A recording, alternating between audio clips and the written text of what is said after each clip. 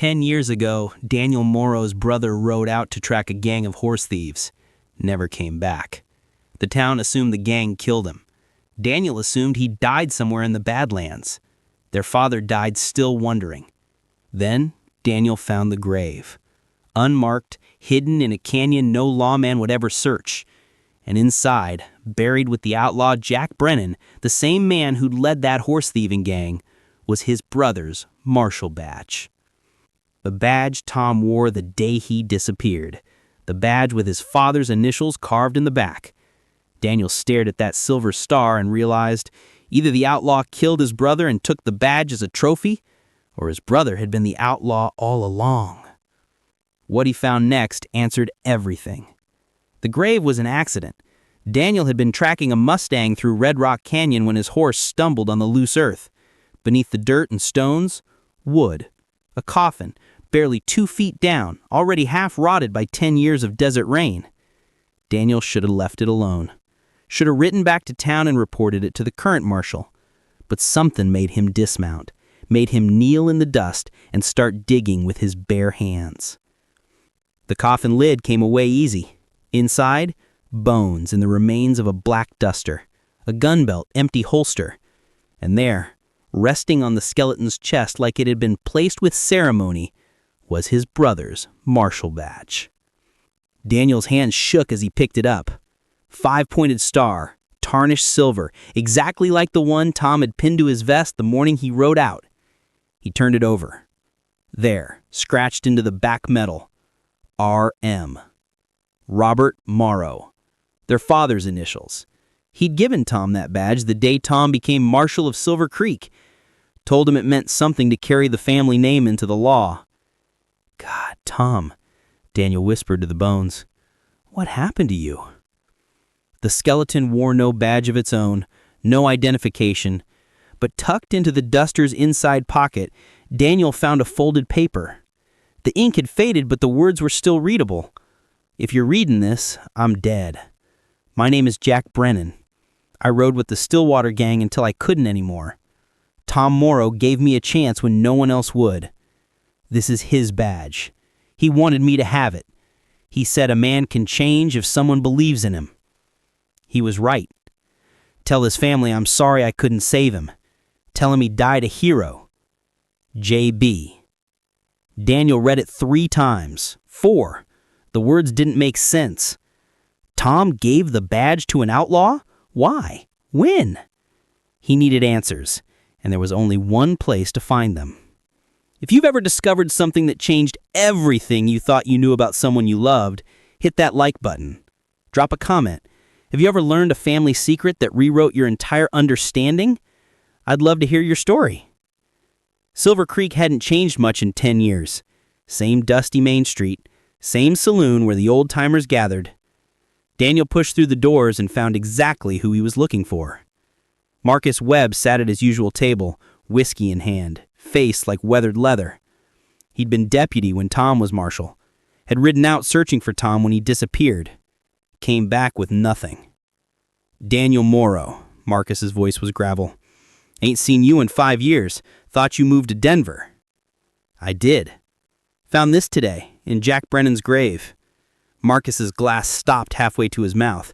He stared at the badge like it was a snake. "Where?" "Red Rock Canyon. Hidden grave, barely marked. Brennan's been dead as long as Tom's been gone." Daniel leaned forward. The note in his pocket said Tom gave him the badge. Said Tom died a hero. "You want to tell me what that means?" Marcus was quiet for a long time. Finally, he downed his whiskey and gestured for Daniel to sit. "Your brother ever tell you why he became a lawman?" "Because our father was. Because it was right." That's what he told everyone. Truth is more complicated. Marcus poured them both drinks. "Tom became marshal because he owed a debt. When you boys were young, your family was broke. Your pa borrowed money from the wrong people. When he couldn't pay, they came for the ranch. Tom was 17. He made a deal." Daniel's blood went cold. "What kind of deal?" "He'd work for them, use his position to look the other way when they needed it. In exchange, they'd forgive the debt, save the ranch." Marcus stared into his glass. Tom hated himself for it. but he loved his father more. That's a lie. Tom was honest. He was trapped. Marcus's voice was hard. For 3 years, Tom fed information to the Stillwater gang. Told them when shipments were coming through, which ranches had money, where the patrols would be. He never pulled a trigger himself, but he helped them pull plenty. Daniel wanted to hit something, wanted to call Marcus a liar and walk out. But the badge sat between them, and the note had been in Brennan's hand, and suddenly his brother's disappearance made a different kind of sense. What changed? Daniel asked quietly. Jack Brennan changed. Marcus refilled both glasses. Jack was the gang's youngest rider, 19, maybe 20. He had a brother too, younger kid, maybe 12. The gang used the boy to hold horses, run messages. One night a robbery went wrong. The kid got shot in the crossfire. Died in Jack's arms. Jesus. Jack wanted out after that. But you don't just leave the Stillwater gang. They kill you first. So we went to Tom, told him everything. Said he'd testify, give up the whole gang if Tom would protect him, get him out. Marcus's hands shook slightly. Tom saw his chance, saw a way to finally do the right thing. He made a choice. He helped Jack. More than that, he turned on the gang completely, used Jack's information to set up a raid. But someone tipped him off. They knew Tom had betrayed them, knew Jack had talked. Marcus's voice dropped. The day Tom rode out, he wasn't tracking horse thieves. He was running, trying to get Jack out of the territory before the gang killed them both. Daniel felt like the ground was shifting beneath him. But Jack's grave. I'm getting there. Marcus downed his drink. Tom and Jack made it as far as Red Rock Canyon. That's where the gang caught him. There was a fight. Tom took 3 bullets, Jack took 2. But before Jack died, Tom gave him the badge. Told him he earned it. Told him it meant something to carry the family name into the law. Told him he'd redeemed himself by choosing to do right, even knowing it would cost him everything. How do you know this? Because I found him, 2 days too late. Marcus's eyes were wet. Jack was still barely alive, lived long enough to tell me what happened.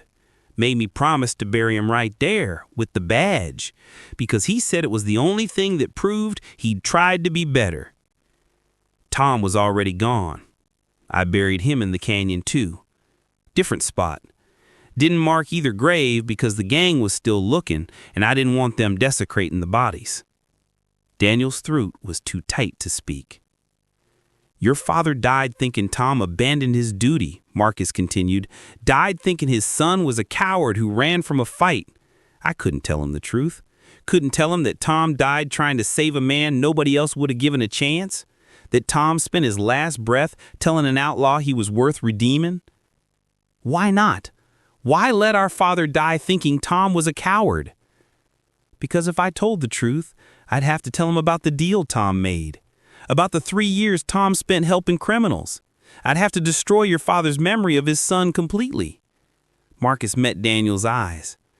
I figured it was better to let him wonder than to let him know his boy was dirty, even if Tom tried to clean himself up at the end. These frontier tales remind us that truth is rarely simple, and good people sometimes do bad things for good reasons. Subscribe for a new story every day about honor, sacrifice, and the choices that define us. Tell me where you're watching from today. Daniel rode back to Red Rock Canyon with Marcus. Together, they found Tom's grave. Marcus had marked it with 3 stones stacked in a pattern only he would recognize. They dug. Daniel's hands blistered. He didn't care. Tom was there, still wearing his duster, still had his gun, no badge because he'd given it away. But in his pocket, Daniel found a letter, addressed to their father, never sent. Pa, I know you're going to hear things about me, about what I've done. I need you to know I did it to save the ranch, to save you. I made a deal with devils, and I've been paying for it ever since. But I'm making it right now. There's a man who wants out of the life, and I'm going to help him. It might cost me everything. It probably will. But I can't keep being the man I've been. I have to try to be the man you raised me to be. If I don't come back, know that I died trying to save someone nobody else thought was worth saving. Maybe that counts for something. I'm sorry I couldn't be honest sooner. I love you, Pa. Tell Daniel I'm proud of him. Tell him to be better than I was. Tom. Daniel folded the letter carefully. His eyes burned, but no tears came. Just a hollow ache where his brother used to be. What are you going to do with it? Marcus asked. I don't know. Daniel stared at the bones of the brother he thought he knew. Our father's dead. There's no one left to hurt with the truth. There's you. I'm already hurt. At least now I know why. Daniel looked at the badge in his hand, Tom's badge, the one he'd given to a dying outlaw as a symbol of redemption. Marcus, was Jack Brennan a good man at the end? He tried to be. That's all any of us can do.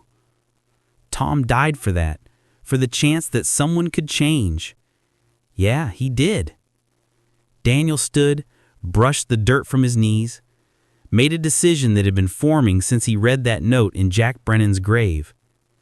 Help me bury Tom properly, with a marker this time.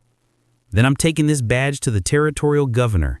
I'm telling him everything about the gang, about Tom's deal, about Jack Brennan's testimony, about how my brother died trying to make things right. Daniel, that'll destroy Tom's reputation. People will remember him as a corrupt lawman. No, Daniel's voice was firm.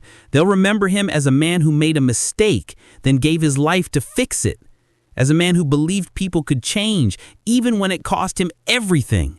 That's not corruption. That's courage. Marcus was quiet. Then he nodded.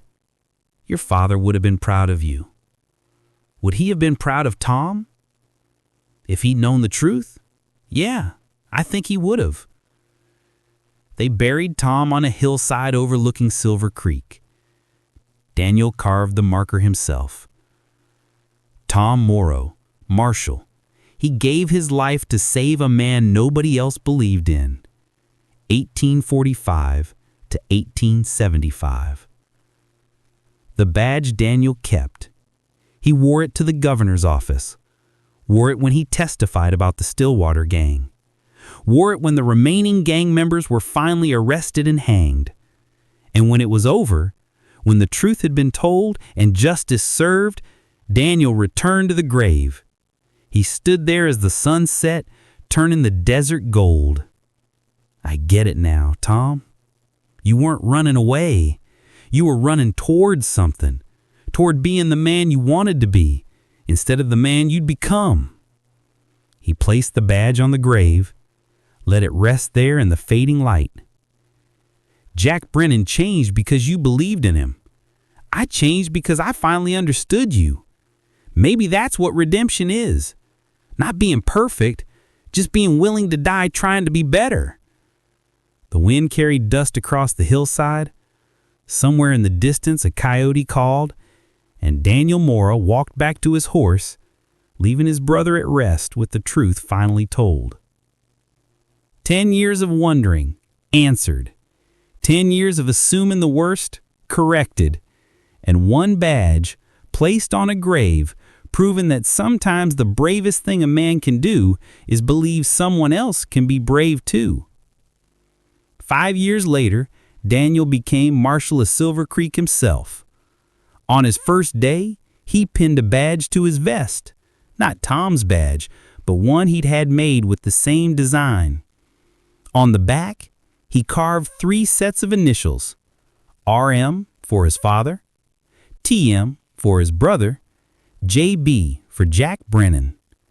3 men who taught him that redemption isn't about never falling. It's about getting back up. It's about giving others the chance to do the same. When people asked about the initials, Daniel told them the story. All of it. The mistakes and the sacrifice. The corruption and the courage. The brother who died believing an outlaw could change. Some people said Tom was a fool for trusting Jack Brennan. Some people said he was a hero for trying to save him. I figured they were both right. But every time he looked at that badge, he remembered his brother hadn't died for nothing. He died proving that no man is beyond redemption if someone's willing to believe in him. And in a hard world that didn't forgive easily, that belief was worth more than gold. Here's my question for you. If you discovered your loved one had done something terrible, but died trying to make it right, would you tell the truth or let them be remembered as they were? Drop your thoughts in the comments.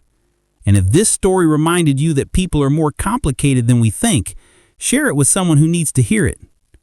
Thanks for riding along with me today. I'll see you tomorrow with another tale from the frontier.